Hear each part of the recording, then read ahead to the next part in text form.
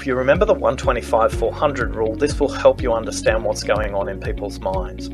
We speak at 125 words a minute.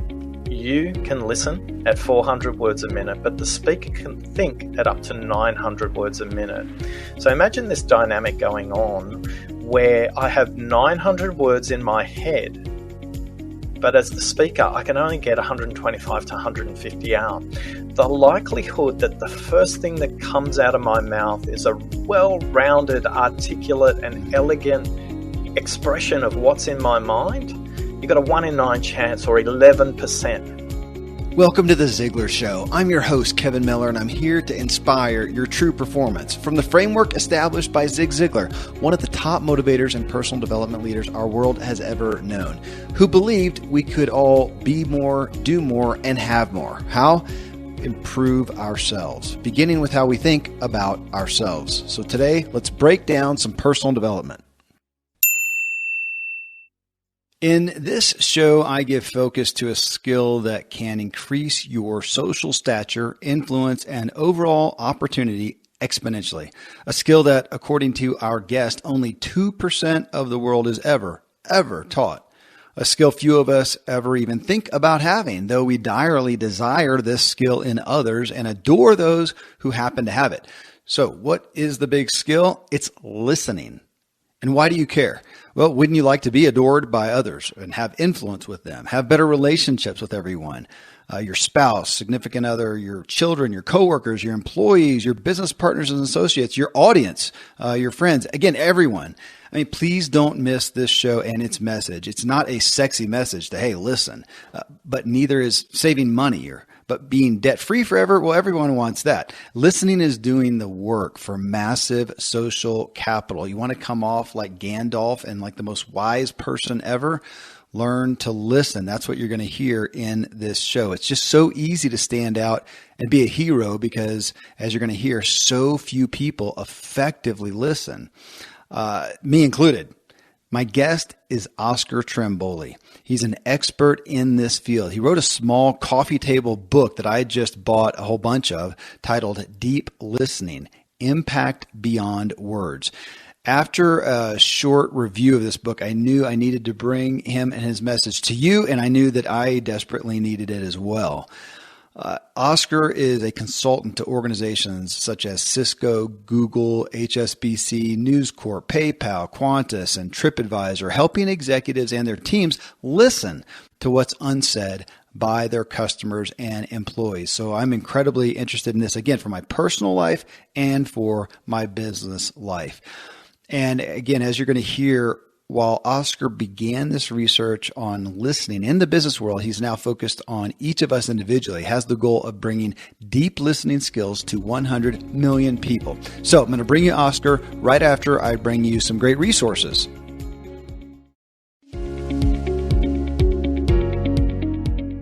Okay, folks, you can take your marketing to the next level in 2019 with a customized Love Handle phone grip. The Love Handle includes full color printing of your logo and is delivered attached to a custom marketing card for extended brand messaging. Keep your company's name out of the desk drawer and put it in a highly visible location, your customer's phone, right where I have my Ziglar Show branded Love Handle. Visit lovehandle.com and use coupon code Ziglar for 10% off your first order of Love Handle phone grips. That's lovehandle.com, coupon code Ziglar. Okay, friends, so get ready to listen. Really deeply listen. And when you're done with the show, you'll be able to do so much, much better.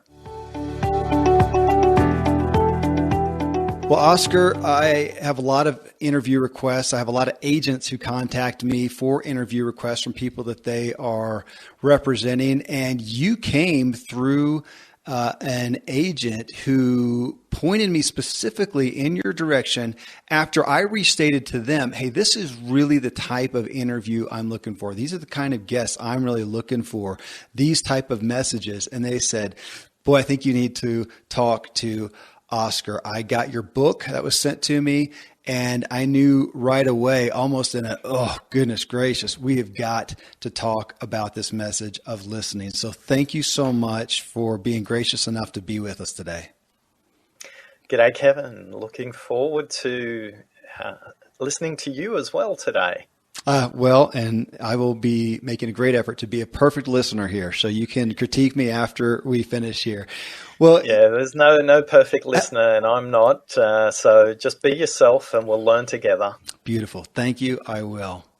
Well, you said this, and I quote specifically. You said, "I am obsessed with the commercial cost of not listening for leaders, managers, and employees.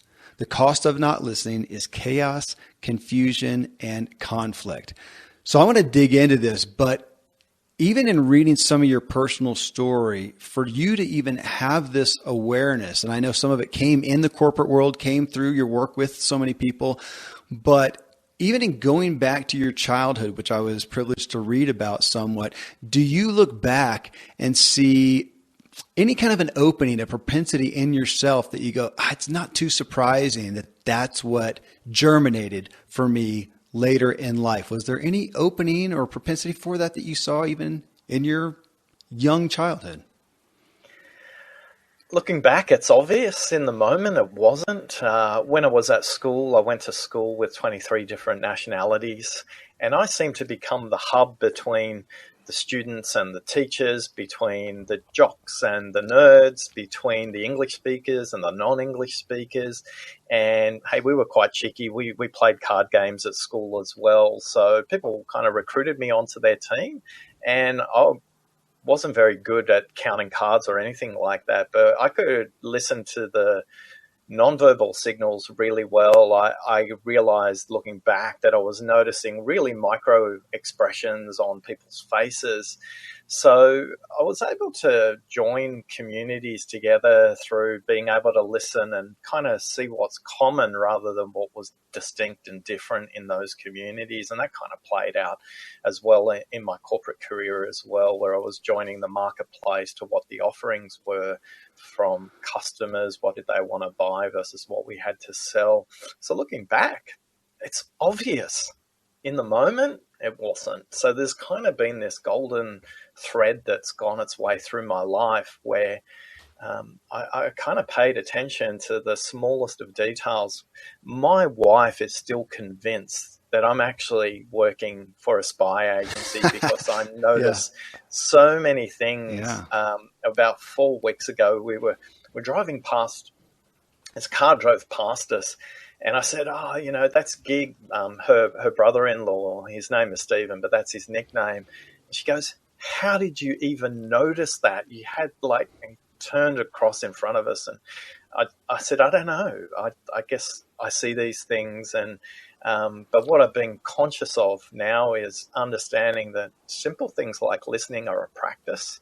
You're never going to be perfect at it. Unlike others, I know when I'm distracted when it comes to listening, so I can get back in the conversation quicker. So whether it's in corporate life or way back then, even in the sporting teams I participated, I was often in leadership roles, captain of the team or helping out with the coaching and that. And what I noticed then, as I do now with one of the charities that I help out and mentor on, I'm always listening to what people want to mean rather than what they want to say. So you're right, Kevin, that's kind of come through my whole life. Well, it's interesting you say that. I have a lot of kids, but my muse right now is 2 middle school age boys. And we've talked recently about just social awareness. And I see you talking about social and even environmental awareness, and to kind of elevate that concept to them. I've said they like the Bourne movies, the Bourne Identity movies. Me too. And I said, I'm giving away my spy heritage again. And there you go. That's what it made me think of, because I said, remember him? He talks about, he comes into a room and he can tell you about the cars outside. He can tell you how many people are wearing hats. He can tell you, what somebody behind him is ordering for their drink and whatnot. I said, that is the kind of social awareness that we need to have to know what's going on, not be so focused on ourselves. So when we think about listening, my first thought is ears, but I hear you saying, now this is ears, this is eyes, and obviously you had some natural propensity, again, to use that word, for just an insight that you're now gifting us with the awareness that we need to have.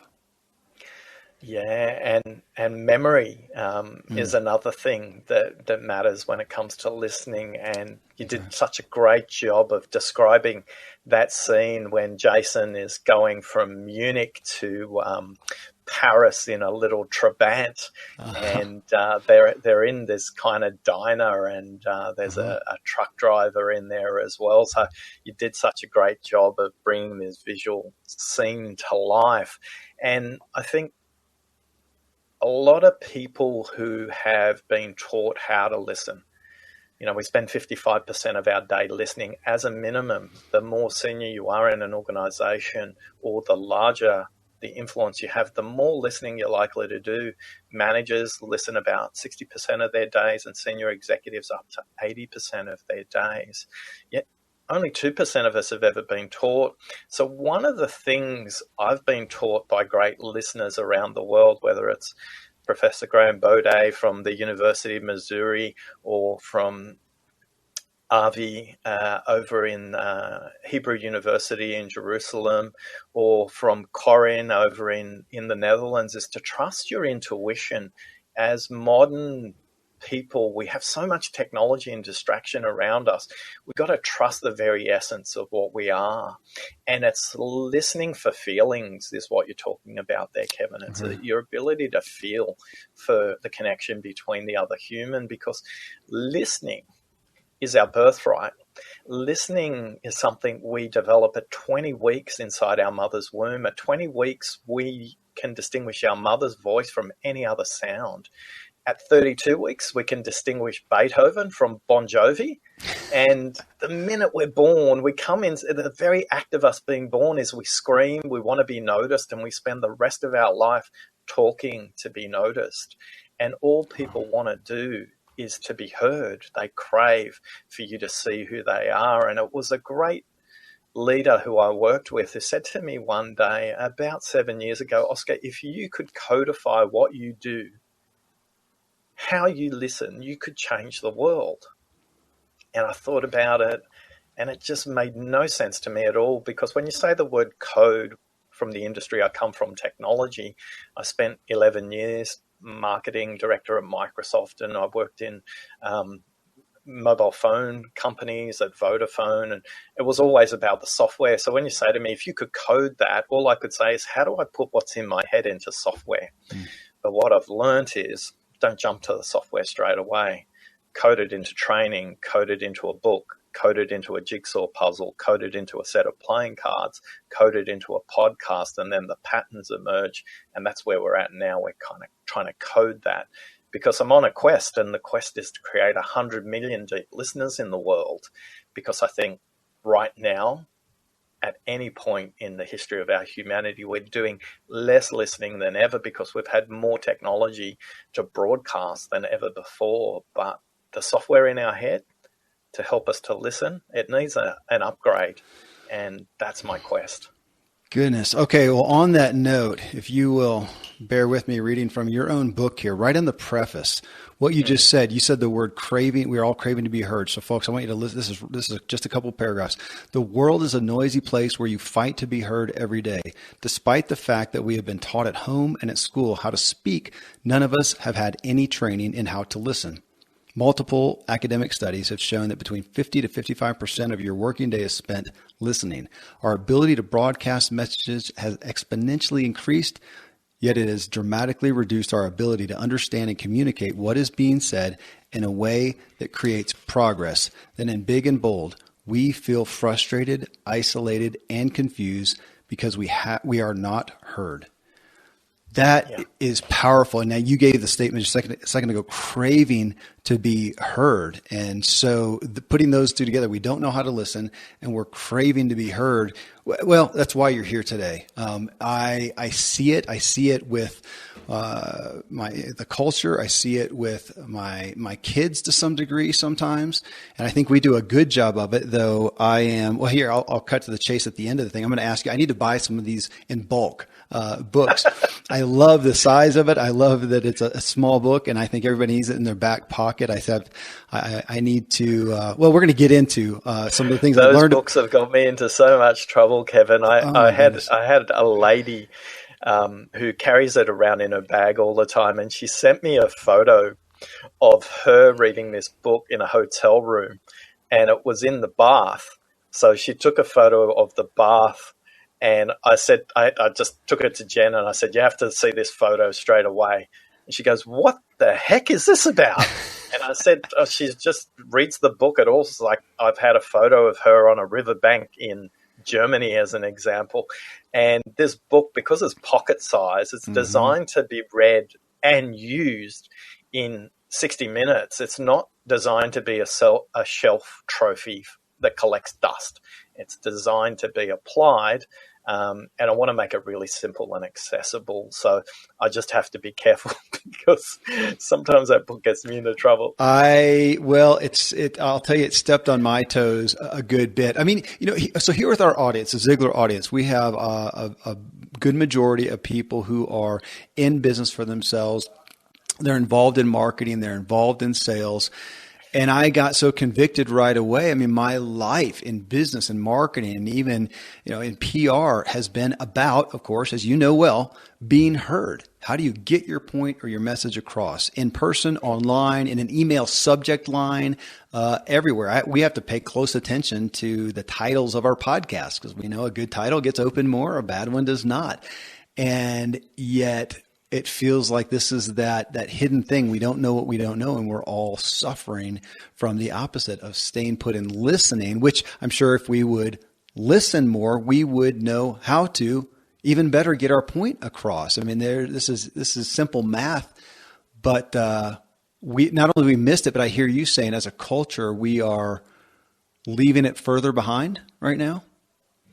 Yeah, so culture is an interesting distinction because in the West, there is a dominance for speaking. We've built a whole industry in the 20th century around how to speak, public speaking programs, stage speakers who speak about the power of speaking and the influence of speaking, but you can search TED and there's very few speakers that speak on the power of listening.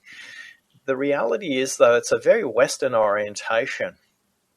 Let me take two different perspectives on this. When we look at ancient cultures, and I look at the culture that permeates the land on which I live in Australia, for 60,000 years, the First Nations people of Australia, the Aborigines, have inhabited the land in a peaceful and coexistent way with the land. They were hunters and collectors, and they for 60,000 years, they did a great job. And they have a word called Dardiri. Dardiri means to listen deeply first to yourself, to the lands in which you're part of, and to the people that you connect with on those lands. And then if we go to China and look at the ancient culture of the Mandarin emperors, they have a term called Ting, T-I-N-G. Ting in Mandarin means to listen, and to is very explicit. But if you saw Ting written in Mandarin script, it's a 6-dimensional character, and only 2 dimensions of that are about seeing and hearing. And then whether you go to the Maori cultures of New Zealand, just our neighbours, or the Native American communities on which you're part of, or the Inuit communities of Canada, all of them talk to the potence and power of listening because they were all tribal peoples, and the way you communicated was around a campfire and the tribal leader told stories. But if you didn't listen, you literally died. If you didn't pay attention to be told that's where the wolves are in this ancient myth and stay away from that, you weren't going to be part of the tribe going forward. The other thing the other cultures do, the other cultures use silence in a much more nuanced and meaningful way than we do in the West. If you were to watch US TV right now, just have a look at a TV show and see how much time goes between each person speaking. It's limited, if anything. There's always interruptions and questioning coming over the top. It's like a kind of table tennis or ping pong match taking place. But if you go to China or you go to Japan or you go to Korea or any of the Asian cultures which are considered high context cultures, where no said a particular way might mean yes, and yes said a particular way might mean no. But you have to be listening carefully to the silence in between that. In fact, a sign of authority in great leadership in the Eastern cultures is your ability to listen through silence as well. So I think in the West, one of the things we have to reconnect with is we've spent the 20th century learning how to speak. We need to spend the 21st century learning how to listen. I think that's the productivity hack of the 21st century. If we spend half our day doing it and we just get 1% better at it, imagine the difference that would make at home, at work, in our society, in our communities and churches, in our politics, and the ripple effect that's going to have around the globe. We see no shortage of lots of speaking but no listening in our political discourse, and yet we're no more connected and unified in countries or in peoples as we have at any point in our humanity. Well, yes, could we go from the information age to the listening age? Would be dramatic. And thanks to these sponsors for bringing us today's show.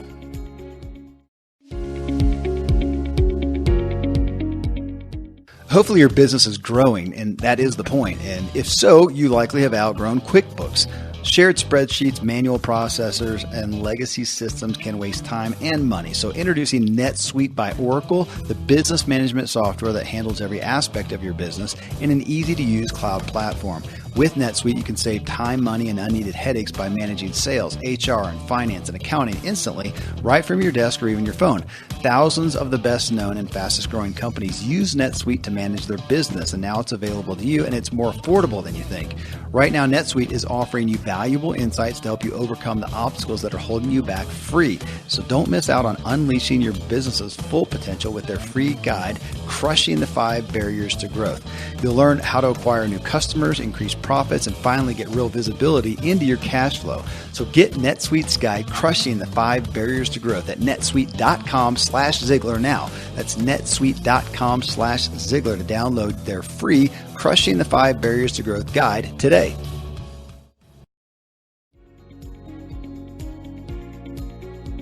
Okay, a couple things you said there that I want to dig in on, Oscar. And it was page 79, actually. You said another ingredient for deep listening is to treat a pause like it's another word in a conversation. So you just talked about silence, and that resonated with me. I was taught that in my early years of salesmanship, that you ask for that sale, you ask for the yes, and then you pause. And I had multiple times where it was an uncomfortable pause, and yet that allows the other person to think through and then finally respond. And you're right. I do not see that in our culture. We are running over each other to get the next word in, to get the next thought in, to even to agree.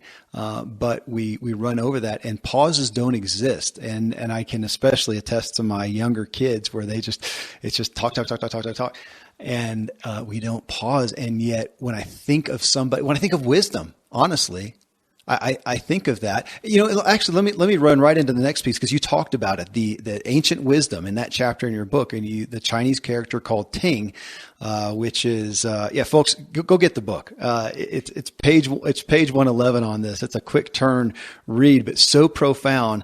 And you talked about it means to listen, 6 elements, and the one that hit me also was respect.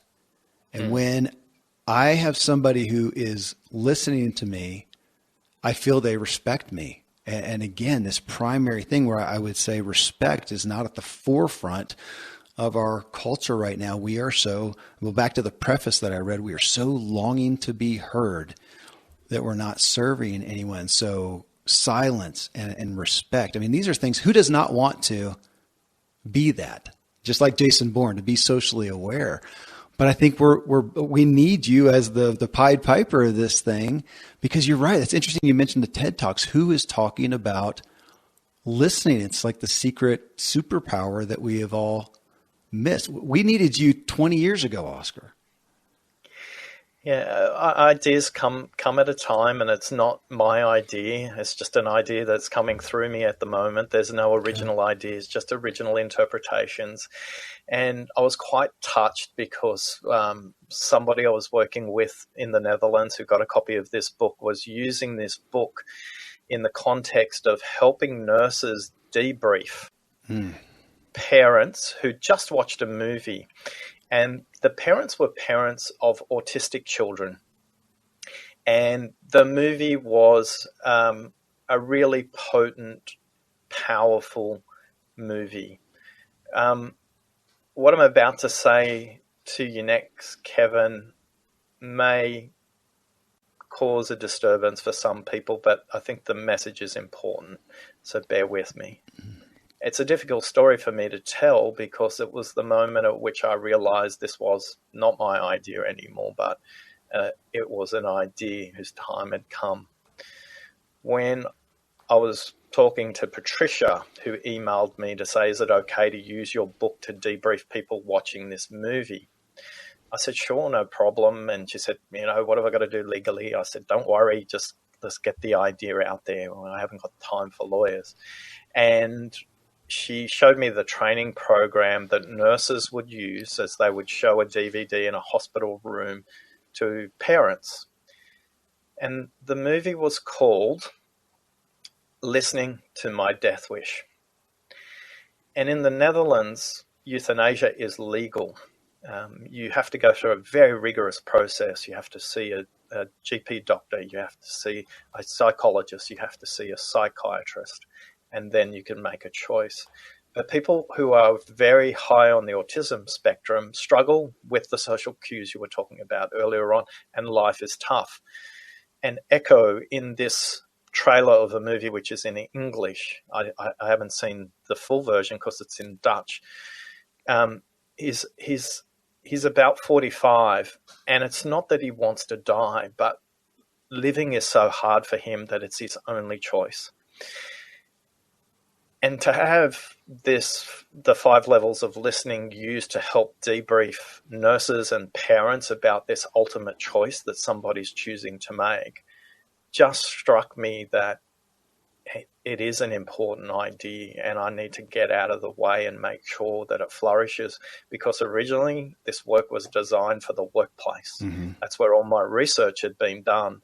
But now I see it being applied in educational contexts. I see it applied in prisons in other countries. I see it applied by school principals. I see it applied in the Netherlands as well in this example. And in the trailer of the movie that I saw, there's only 3 scenes. Scene 1, the family is scattering the ashes of Echo at a river, and the wind blows back and the ashes come back on them, and they all have a laugh and a giggle. Scene 2, Echo is putting labels on Lego pieces that he's created with his sister name and his parents' names. And then finally, scene 3, Echo is sitting in a chair in a hospital with an IV drip in, and his sister and his mum and dad are around him, and he's obviously at that moment in his life that he's making the choice that is his. And it just struck me then. I was so scared when I saw this, and I turned to my wife in anger saying, "Oh, this is wrong. This is not what it's meant for. We need to stop this." And she literally, Jen, smacked me over the back of the head and said, "This is the impact you're making in the world. Stop strangling the idea. Get out of the way. It's not your choice how people use this. It's your choice to make sure everybody knows about this." Okay.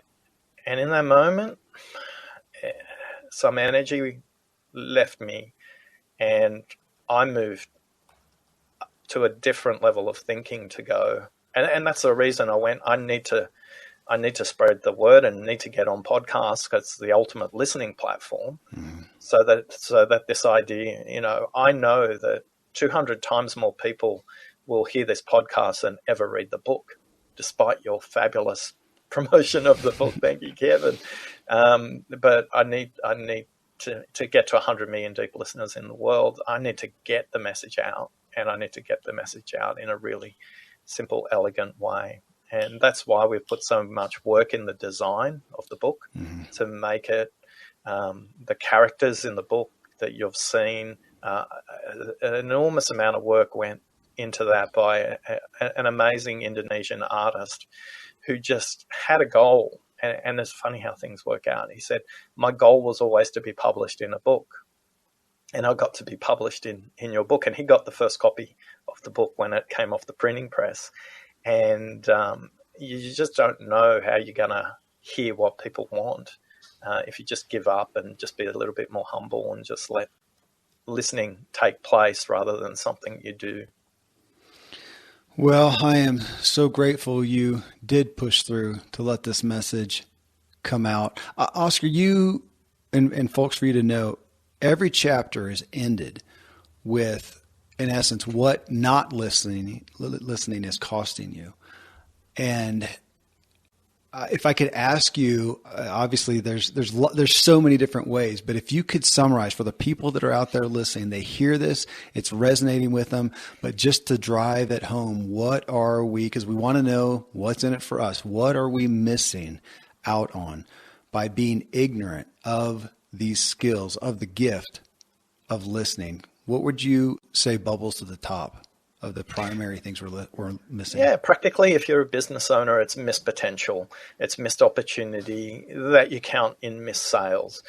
But it's also not hiring the right staff because you didn't listen properly in an interview, or losing great staff because you didn't pay attention to them while they were working with you. For doctors, the difference between on average, a doctor will listen for 18 seconds before they interrupt a patient in North America. If they just wait to 90 seconds, they have a 10 times lower malpractice suit against them, and patients recover 34% faster. But it's at home. It's in our family relationships, Kevin. It's your ability to listen to what your children mean, to what your parents mean when they say something, and not just listen to the words. That means relationships feel natural and not strained, and you don't feel like every conversation's Groundhog Day with them. So I talk about chaos, confusion, and conflict, and that happens at home as much as it happens at work. And who wouldn't want a world free of those three things? That's the cost of not listening.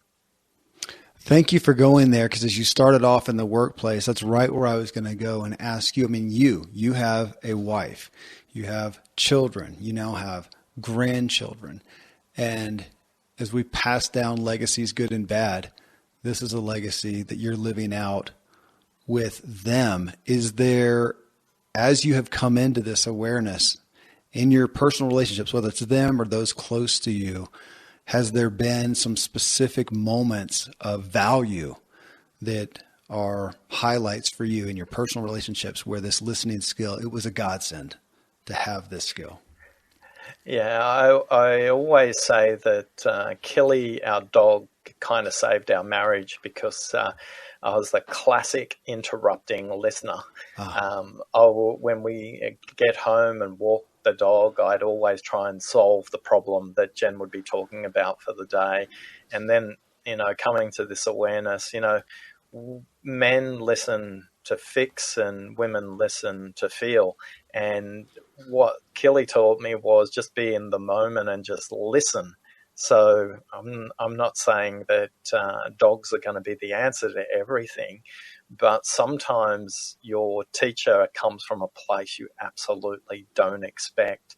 And it was his ability to just keep me centered and bring a patience to the dialogue with Jen as we walk around a block. It's about 1.5 mile walk with the dog. It was that place and space that it could just be a way to train me in how to listen to my wife, because I'm no better than anybody else. There are things that she's going to say that frustrate me, that trigger me, that get me angry. And it was every time I noticed that, it was like, okay, just keep moving on, just listen, and use the silence a lot more. And sometimes she'd say, oh, we're home already. It's your turn to talk now. And I said, well, I think you've solved what you needed to solve. She said, yeah, you did a really good job then. And I literally didn't say anything for 1.5 miles. She just talked it out herself and got to the result. But but it's hard. With my dad, for example, he's struggling with his health. He's at a stage of his life where he's had a stroke and many heart operations. And when you have a stroke, you struggle with memory, but also for him as a strong European male, his independence was challenged. He lost his driver's license for a while, and listening to him and how important that mattered to him, I kept saying, Dad, it's not safe for you to drive. If they've said don't drive, don't drive. But I had to take a bit of my own advice, and the second and third time I was saying that and he wasn't paying any attention was the moment I went, what does this mean for my dad? It's not about the driver's license. It's about his independence as a person. And he would be isolated and trapped at home if he wasn't able to drive. And then I just turned it at that point and I realized that I wasn't listening. And I said, okay, Dad, what's a simple next thing we can do to find out what you need to do to get your driver's license back? And the conversation changed because I moved from me blocking it and me finding all the reasons why not. And I realized in that moment it was about his independence, not about driving.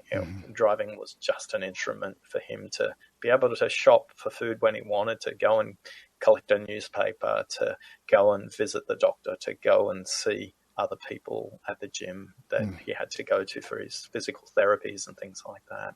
So it's in those moments that I see that, Kevin, and know that every day I need to practice what I preach, because the difference between me and a recreational listener isn't that I'm a great listener. It's just I notice when I'm not. Goodness.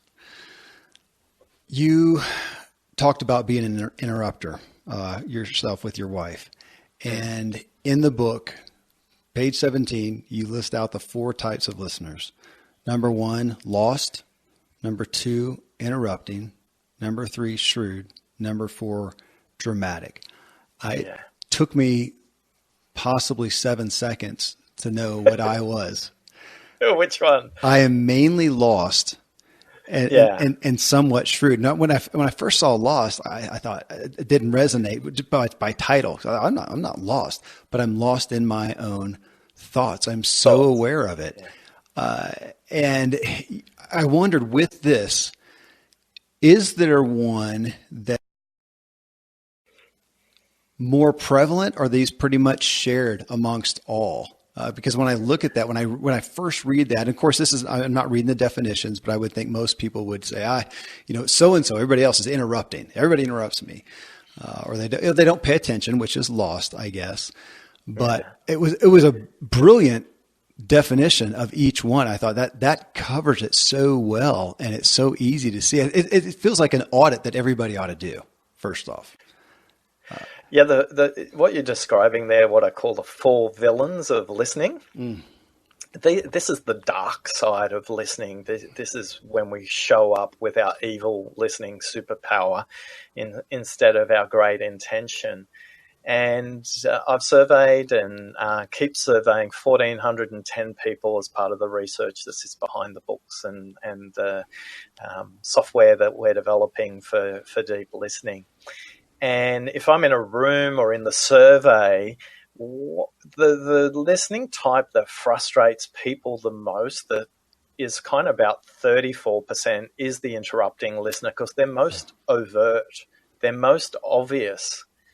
Yet the one that frustrates people the most are the dramatic and shrewd listeners. The shrewd listener disproportionately represented in the medical profession, in the consulting profession, in the sales profession, legal, accounting, any kind of professional services. A shrewd listener typically will have their hand on their chin and deeply looking into your eyes and thinking very deeply, and you think they're listening, but in their head, this is the movie that's playing.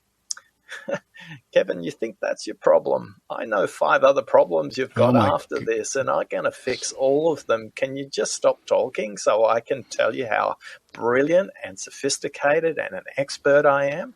Yet in that moment, when you're not listening to them, because you're not listening at the 5 levels of listening, you're just listening to what they're saying, you miss the opportunity because you're not listening. Many sales are lost because we're too busy with the solution, typically the product or the service, to listen to what they haven't said, because it's listening to what they haven't said, which is where the power comes from the conversation. The dramatic listener is someone who loves listening to you, because that just creates a theater or a stage for them to tell a bigger story. They might say to you, gee, my boss is awful. My boss is so difficult to deal with. And they'll just jump in and tell you an amazing story about how the boss that they've had was even worse, and their story is even more dramatic than yours. So be grateful, because their story is bigger than yours. And you did a great job there describing the lost listener, lost in their own thoughts. And I think the point I'd love to make is listening is relational and it's situational. So you'll listen differently to different people. You'll listen to your doctor differently to your children, and you'll listen differently to your boss than you would to a customer, or you might listen differently to a peer than you'd listen to your children. But equally, you'll listen differently in situations. So if you're in a doctor's surgery and about to be told you've got breast cancer, you'll be very much listening differently than if you're going in for your annual checkup. And you'll listen differently in church to your leader if it's a wedding ceremony compared to a regular weekly church meeting that you might go to. We listen differently to our parents at the dinner table compared to when we're with our parents and maybe it's a parent-teacher meeting. So listening is so nuanced that no two situations are the same. And if you notice that we listen differently in relation to people as well as situations to other people, that becomes really helpful to us, because then we go, okay, some of us make up a story and go, oh, Mary's going to tell that story at the Christmas dinner again. She tells that story every year. And one of the things I've learned is people will repeat a story till they believe that they've been heard. And one of the things you want to explore is, what does Mary mean, rather than what she's actually saying. And when she's been heard like that, she'll probably stop telling her story at Christmas dinner every year.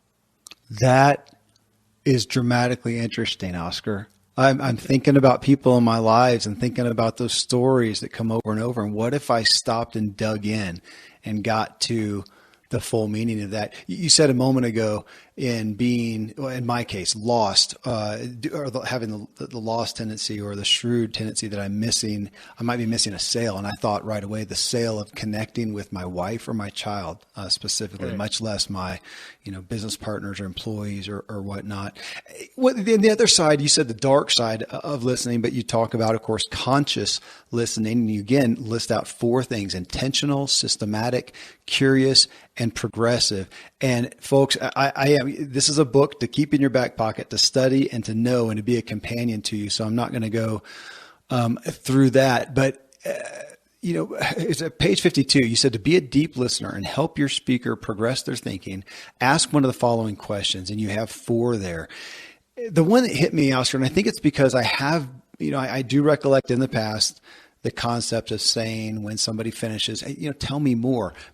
But you stated it this way. It was actually number 4 in your list. What is it you haven't said? And I immediately went to business discussions, especially with a business partner or investors. It went to employee discussions, and it went to specifically discussions with my wife, some with my kids, but probably even more so with my wife. When have I ever said that? I think she would fall over. I'm usually either have a shrewd response or I'm just silent and just say, okay, but what is it you haven't said? Tell me more. That could be relationship changing. Obviously, as you know, I'm preaching to the choir here, this, but again, I feel listen for these code words when you ask that question, you will get these code words back. They'll sound like a couple of these sentences. Kevin, what really matters to me is. Kevin, what's really important is. Kevin, if I take a step back, the only thing that matters is, and they will use this coded language because you've given them the time to think. Here's a commercial break from neuroscience. If you remember the 125-400 rule, this will help you understand what's going on in people's minds. We speak at 125 words a minute. You can listen at 400 words a minute, but the speaker can think at up to 900 words a minute. So imagine this dynamic going on where I have 900 words in my head, but as the speaker, I can only get 125 to 150 out. The likelihood that the first thing that comes out of my mouth is a well-rounded, articulate, and elegant expression of what's in my mind, you've got a 1 in 9 chance, or 11%. Now, I don't know about you, Kevin, but if you had an 11% chance of surviving surgery, I'd be getting a second opinion. I don't know about you. Yet every day when we listen, we take those odds when we don't ask the question, what else are you thinking about on this topic? Is there anything else you're thinking about on this topic? And it's helping the speaker explore what else is in the washing machine in their head. Those 900 words are washing around like a sudsy wash cycle in a washing machine. And the minute they speak, it's like the rinse cycle. Something clean is coming out of their mouth. It's clear, and it's what they want to say. But a washing machine doesn't go on wash cycle only once. It goes on multiple wash cycles, and it goes on multiple rinse cycles. So the question I pose to everybody there, why don't we do that with our listening? The conversations will be much cleaner if we go through all the cycles of listening. The maths is pretty simple. If you listen at 400 words a minute, you should be asking that question at least once or possibly twice. And that helps us to explore level 4 in the 5 levels of listening, which is the ultimate Yoda move of listening, which is listening to what's unsaid. Because you're not listening for you, Kevin. Here's the irony and paradox of listening. You're actually helping them to listen to themselves. That's your job as a listener, because once they hear themselves, they go, oh, wow, that felt great. Thanks for pointing that out.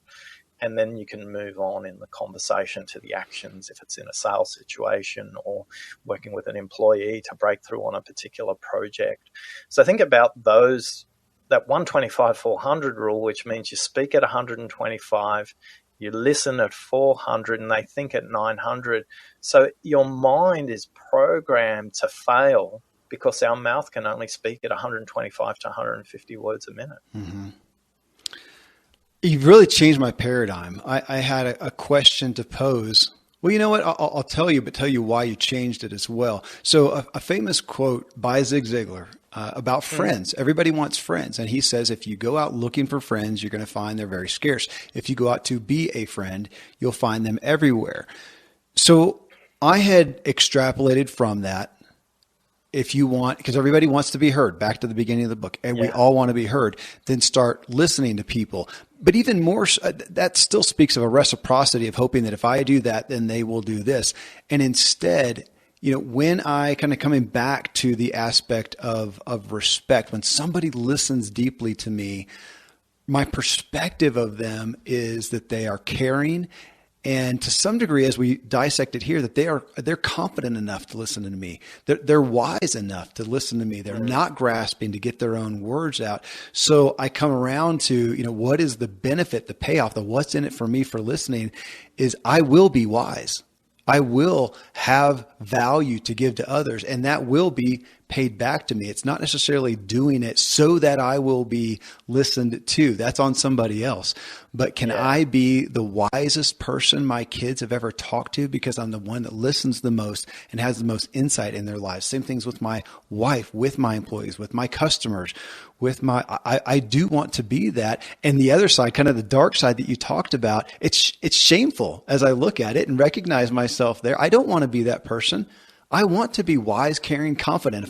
If I using my own terms there, and you are giving us a a map to do that. I will, again, shameless promotion of the book. I really feel it is masterful, and I'm grateful to hear that it wasn't by accident. You put that much effort into it. I like the list. I like how it culminates and gives me, these are actionable steps that I can get. These are audits I can do on myself. How can I help you get these books out? Well, first off, we'll start with getting this show out to as many people as we possibly can. And I may need to have you join me. I do a Q&A every week as well. This is a question that needs to be put out there to kind of pull out some of people's own feelings on this. And I may need to have you come join me again. What a gracious invitation. And when we think about the book, and you've had the physical book, there's also the Amazon Kindle version of the book. But it was commented to me about the book design and the characters. That's commented quite a bit. But the deeper listeners pointed something out to me that I didn't realize my book editor had done deliberately. So, Kevin, you mentioned earlier on that there's what listening isn't at the end of every kind of chapter. Right. But equally, there's a blank page at the end of each chapter that you probably didn't notice. And that blank page is designed so you can pause and listen to yourself as you turn the page rather than there being another visual distraction for you. And when Kelly pointed this out to me, I just thought that was so masterful. But what she said to me was even more potent because working with me as the editor, she's kind of really embraced the 5 levels of listening and championed them in a way you have today as well. And she said, I wanted to bring to life how to listen to what's unsaid and how to listen to the silence in the pages of the book. And I didn't know how to get that out of you. And then one day I read a book that had a page that said, and you've probably seen this in books, this page is intentionally blank. Goodness. And she got the concept and she went, that's how we bring the concept of silence and listening to the unsaid in the book to life.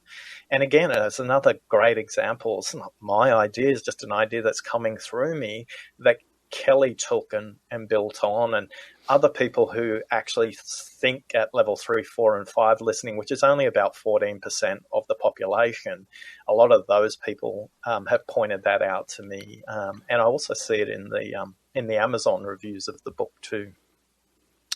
Well, I am a champion of this book, Oscar. I'm again grateful for you coming on here. I am going to continue to digest it. I need to get a lot of books for people that I know and love, and I want to have a discourse with them on this together, and we will help spread this message. Again, thank you for doing what you have done to bring this forth, and thank you for taking the time to give to us. It is of huge value to this audience and to me personally. Thank you, Oscar. Thanks for listening. Okay, folks, you know I'm eager to promote people's books who I believe give you great value. But this one, again, I bought a case of 10 from Oscar, as you heard me talk about, to give to some of my family and business associates initially. This is one of those things that is just such a great awareness, but if I'm really going to change, I'm going to have to work it out daily. You can get the book again at Oscar, O-S-C-A-R, Trimboli, Trimboli.com. Amazon actually has a Kindle version of it right now, but not the hard copy. If you got value from the show, give Oscar a gift, leave a review in iTunes, and mention the show if you would. Coming up next in show 652, I refer back to the interview with Rick Hansen in show 647, where we talked about being resilient. And I wanted to hear from you. So I asked this question on Facebook: what is the primary enemy of your ongoing peace? And I feel like I keep saying this, but oh my gosh, it was, again, a near record number of incredibly candid, deep responses. Most people seem fairly aware of what the consistent culprits are that they can easily, or that can easily derail them if they're not diligent and aware. So Tom Ziglar joined me and we talked through a lot of these comments. It was just pretty convicting for all of us. So till then, folks, thank you as always for letting me walk with you as we inspire our true performance together.